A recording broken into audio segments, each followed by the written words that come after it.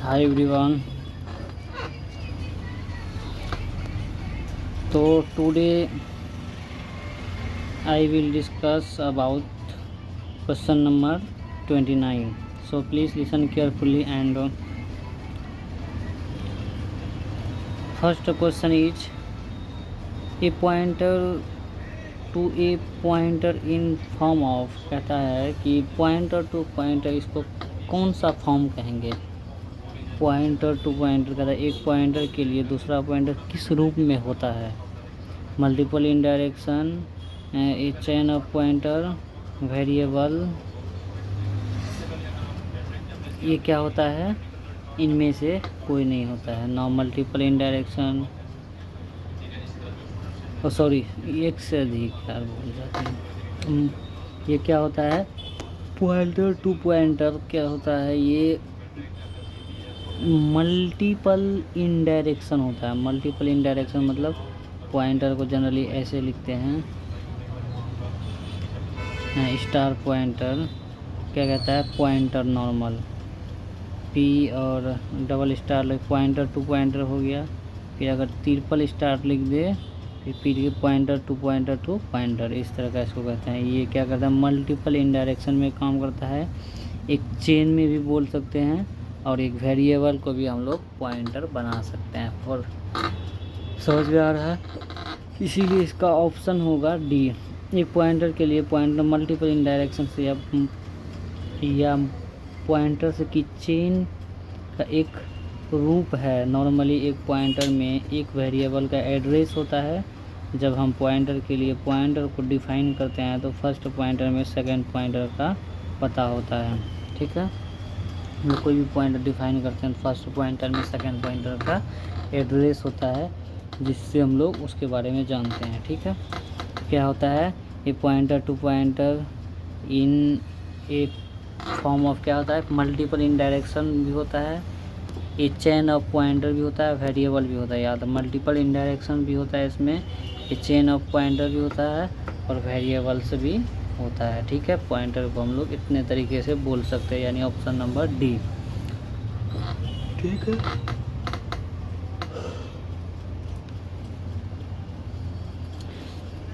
A switch statement is use to, कहता है एक स्विच स्टेटमेंट का उपयोग इसके लिए किया जाता है। इसके लिए किया जाता है, किसके लिए किया जाता है, इसके लिए switch between user defined function in a program, switch from one variable to another variable, jump from one place to another place. Switch statement में क्या होता है, ये ऑप्शन नंबर होगा, इनमें से कोई नहीं होता है। जनरली स्विच जो होता है, क्या होता है, स्विच प्रोग्राम लैंग्वेज में एक स्विच स्टेटमेंट एक प्रकार का सिलेक्शन कंट्रोल मैकेनिज्म है। क्या है ये, सिलेक्शन कंट्रोल मैकेनिज्म है। सिलेक्शन कंट्रोल मैकेनिज्म जिसका उपयोग वेरिएबल और एक्सप्रेशन की वैल्यू को सर्च करने और मैप के माध्यम से प्रोग्राम एग्जीक्यूशन के कंट्रोल फ्लो को बदलने की परमिशन देने के लिए किया जाता है। क्या क्या किसके लिए किया जाता है, वेरिएबल और एक्सप्रेशन की वैल्यू को सर्च एंड मैप के माध्यम से प्रोग्राम एग्जीक्यूशन के कंट्रोल फ्लो को बदलने की परमिशन देने के लिए किया जाता है। यानी इसका ऑप्शन नंबर ई होगा, इनमें से कोई नहीं, कोई भी स्विच स्टेटमेंट के लिए ठीक नहीं है। ठीक है,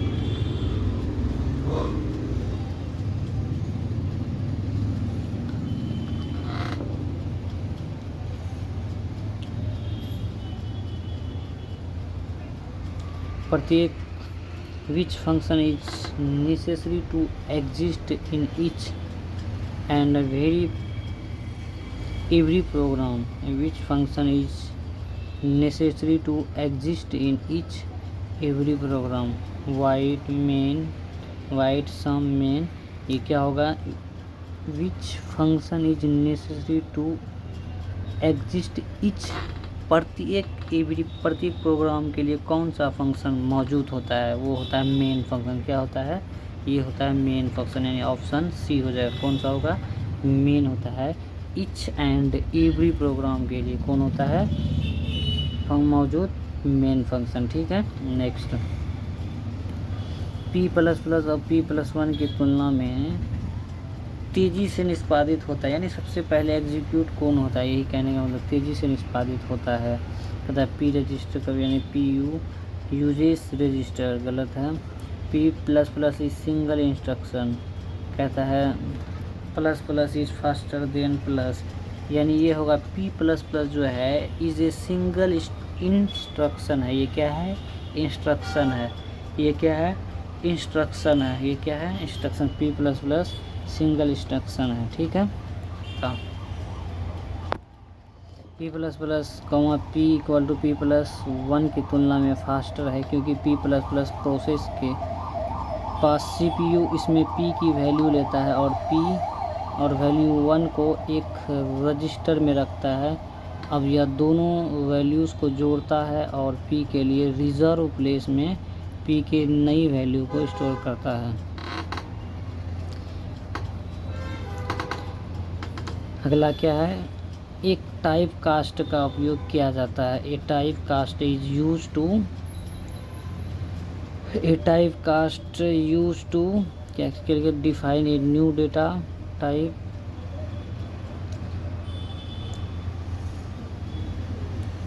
किसके लिए किया जाता है, define a new data type. ये बी ऑप्शन तो हरगिज नहीं होगा। तो उसके बाद क्या, force value to be particular variable type, rename old, ये ऑप्शन होगा क्या, ऑप्शन ए होगा। Define a new data type, type cast use क्या करता है, ये न्यू डेटा टाइप के लिए काम करता है। ठीक है,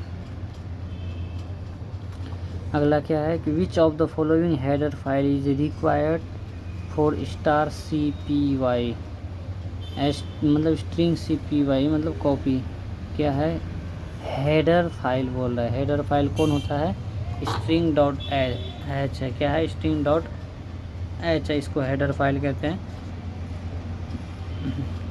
किसका हेडर फाइल, string.h है, हालांकि ये सब हेडर फाइल ही है। तो $CPY का क्या है, ये हेडर फाइल है, string.h। 4 है ना, इसके लिए फंक्शन है string.h, इसके लिए string.h यानी क्या है, स्ट्रिंग CPY के लिए क्या होता है, strCPY के लिए string.h होगा। ठीक है, नेक्स्ट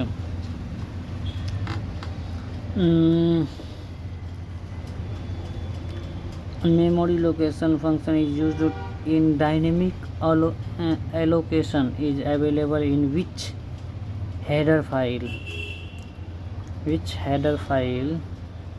तो क्या होगा इसका, कहता है मेमोरी लोकेशन के लिए किसका उपयोग किया जाता है, मेमोरी लोकेशन के लिए डायनेमिक लोकेशन अवेलेबल इन होता है STD यानी स्टैंडर्ड लाइब्रेरी डॉट हैश के लिए, स्टैंडर्ड लाइब्रेरी डॉट हैश यानी ऑप्शन बी होगा। क्या होगा, ये ऑप्शन बी होगा।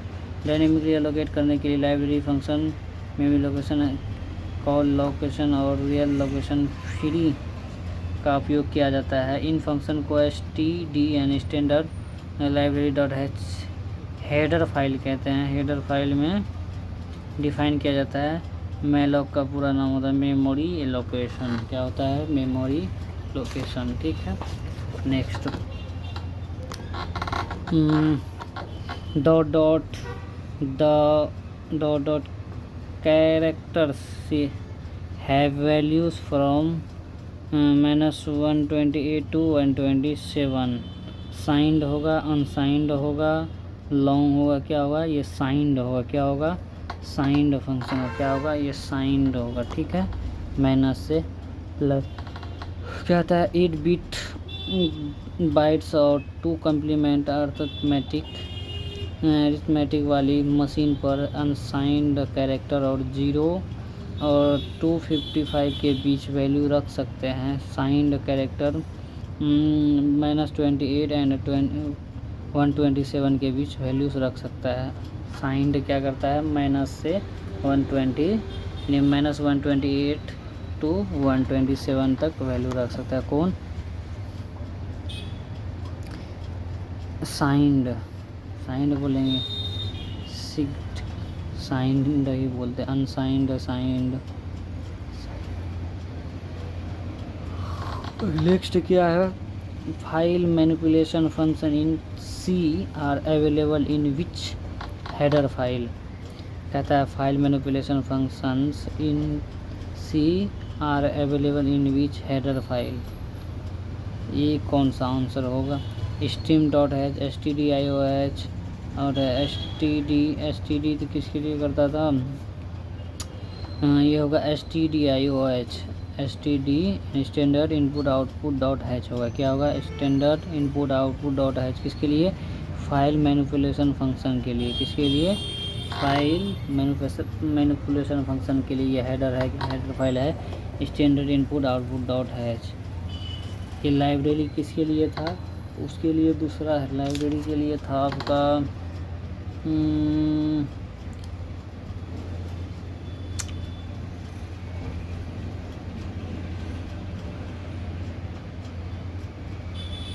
ये था मेमोरी लोकेशन के लिए। क्या था, मेमोरी लोकेशन के लिए, ठीक है। और strcp के लिए था string dot hatch. Memory location के लिए किसका उपयोग किया जाता है, stdh। और इसके बारे में तो अभी नहीं जानते हैं, जानेंगे फिर बताएंगे। Next, if you don't initialize a static array, what will be the elements set do। कहता है यदि आप एक स्थिर सारणी को इनिशियलाइज नहीं करते तो सेट किए गए तत्व क्या होता है, ज़ीरो हो जाता है। क्या होता है, ज़ीरो हो जाता है। If you don't initialise a static array what will be the elements set to zero. Set to क्या हो जाएगा, ज़ीरो हो जाएगा, ठीक है।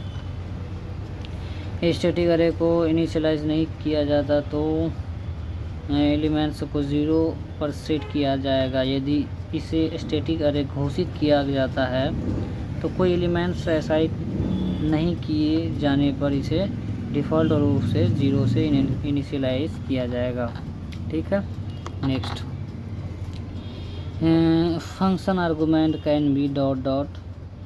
कहता है फंक्शन एक स्ट्रक्चर मेंबर है, क्या एक पॉइंटर वेरिएबल है, एक कंप्लीट स्ट्रक्चर है। क्या है, फंक्शन आर्गूमेंट कैन बी क्या, एक कंप्लीट स्ट्रक्चर है। क्या है, एक कंप्लीट स्ट्रक्चर है। क्या फंक्शन आर्गूमेंट कैन बी, एक कंप्लीट स्ट्रक्चर है। क्या है, फंक्शन आर्गूमेंट कैन बी, एक कंप्लीट स्ट्रक्चर है, ठीक है। नेक्स्ट, कहता है ए statement of differs A expression by terminating with A dot dot. कहता है एक कथन डॉट डॉट से समाप्त करके व्यंजक से भिन्न होता है। कोई चीज़ हम लोग मान लीजिए अगला सेंटेंस लिखने का ट्राई करते हैं तो कोई भी सेंटेंस जाके ख़त्म होता है, फुल स्टॉप आता है, तभी ना हम अगला सेंटेंस लिखते हैं।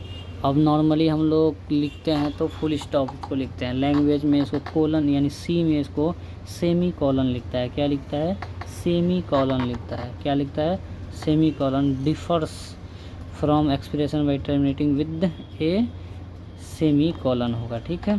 अक्सर में अलग होती है, आम तौर पर इसके वैल्यू की बजाय इफेक्ट के लिए इवेलुएट की जाती है। अधिकांश स्टेटमेंट को एक सेमी कॉलन के साथ बंद किए जाते हैं, ठीक है। नेक्स्ट क्या है, what does the following C code snippet mean. Characters gets character star S. इसके लिए कौन सा होगा, read the next input line into a array. क्या अगली इनपुट लाइन को अरे एस में पढ़ता है। क्या करता है, अगली इनपुट लाइन को अरे एस में पढ़ता है। इसका मतलब है character star gets character star S reads the next input. क्या होगा, गेट्स अगली इनपुट लाइन को एरे एस में पढ़ता है। गेट्स क्या करता है, अगली इनपुट लाइन को अरे एस में पढ़ता है। टर्मिनेटिंग न्यू लाइन को से बदल दिया जाता है, यह एस या नल देता है यदि फाइल का अंत या त्रुटि होती है। Which the correct way to declare a pointer, which is the correct way, correct path क्या है डिक्लेयर पॉइंटर का। ये पॉइंट को हम लोग जो सीखते हैं इसका करेक्ट लाइन कैसे लिखते हैं पॉइंटर, ये कहने का इंट स्टार PTR पॉइंटर को लिखते हैं। ये गलत है, ये भी गलत है। क्या लिखते हैं, इंट स्टार PTR, ये करेक्ट है। ठीक है, नेक्स्ट क्या है कि C array subscripts in always start at dot dot.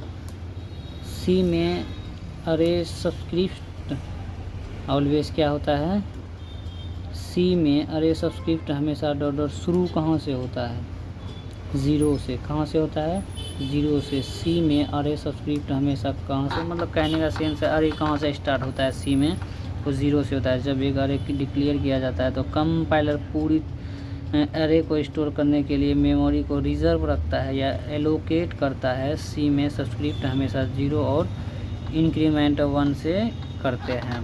तो इसका सही आंसर क्या होगा, ये होगा 0। ये सही आंसर क्या होगा, ये होगा 0 होगा। तो thank you for watching in this video.